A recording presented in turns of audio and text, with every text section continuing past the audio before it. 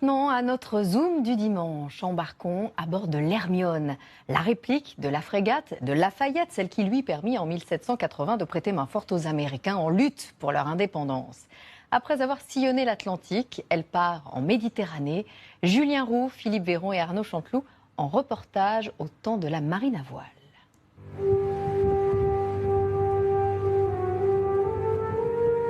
Un matin de février, dans le port de La Rochelle. L'Hermione largue les amarres pour un voyage de 4 mois, de l'Atlantique à la Méditerranée. Une aventure maritime et humaine de 9000 km, cap sur l'Afrique et la première escale, Tanger. Ici, c'est chez nous. Notre rêve. Incroyable. Ils n'ont plus que l'océan à perte de vue. Les 80 membres d'équipage ajustent les voiles et ce sont les gabiers, ces matelots volontaires, qui sont à la manœuvre. Sur le pont, 34 nationalités se côtoient. Dani vient du Québec. C'est la première fois qu'elle navigue à bord d'un 3-mâts.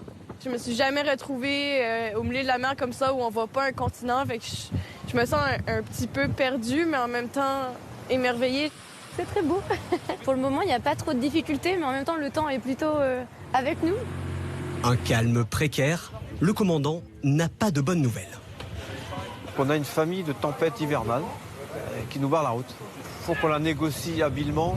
Mais l'océan ne négocie pas et fait danser les mâts. Actuellement, donc, on a un vent ouest-sud-ouest, force 8. Une mer forte avec une houle de sud-ouest, avec des creux de 8 à 9 mètres.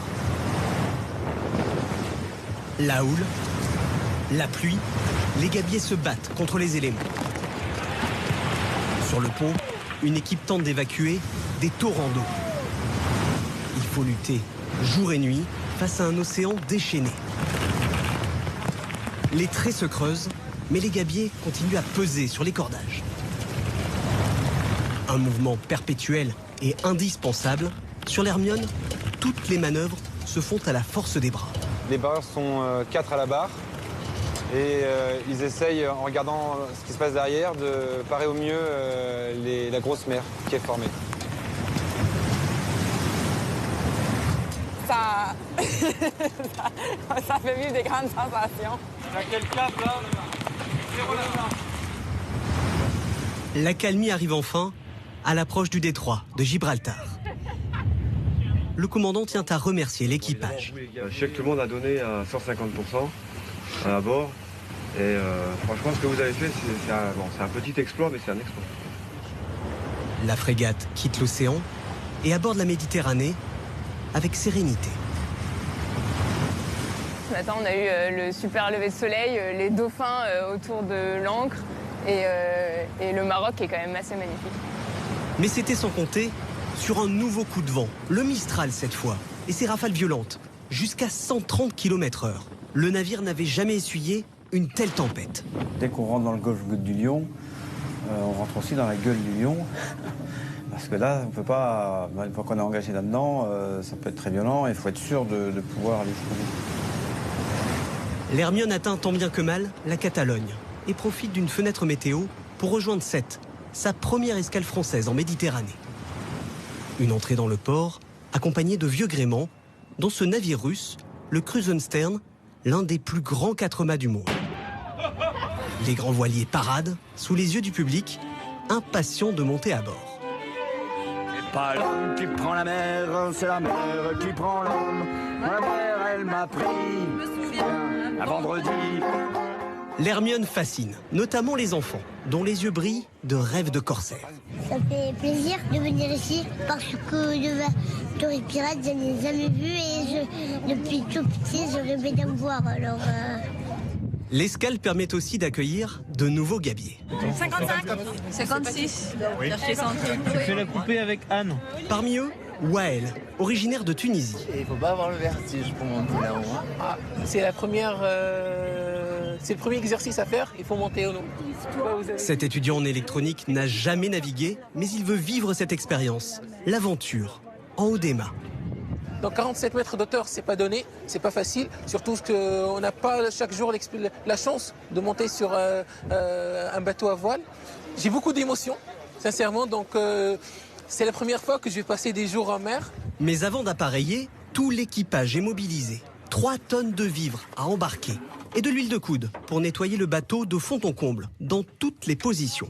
Dans les tiers, comprenez les dortoirs, le plafond ne dépasse pas les 1,60 m de haut. Et on se couche, soit dans une bannette, soit dans un hamac. Moi, je préfère dormir dans le hamac parce que comme ça, quand le bateau bouge, on sent pas le mouvement et on dort beaucoup mieux. Coucou! Et moi, je dors en bannette, c'est super chouette parce qu'on a de la place. Par contre, quand le bateau bouge, on se comme la tête. Dans sa cabine, le commandant consulte le dernier bulletin météo. Force sec, accompagné de rafale. Ça annonce assez agité. Le lendemain, Yann Cariou décide de ne pas prendre la mer. On reste à quai toute la journée pour parfaire votre formation. Que personne parte en mer sans savoir ce que ça veut dire choquer ou tient bon ou ce que c'est qu'un cabillaud. C'est pas la nouvelle recette du cuistot. Hein.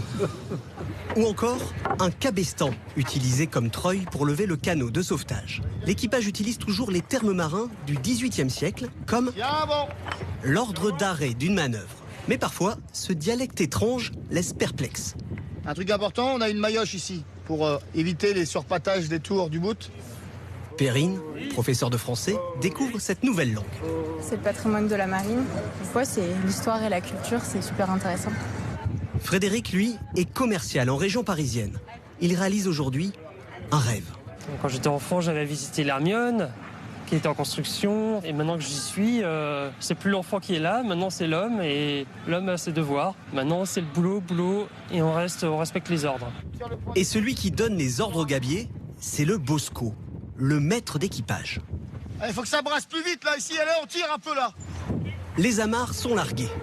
La frégate reprend la mer, direction Toulon.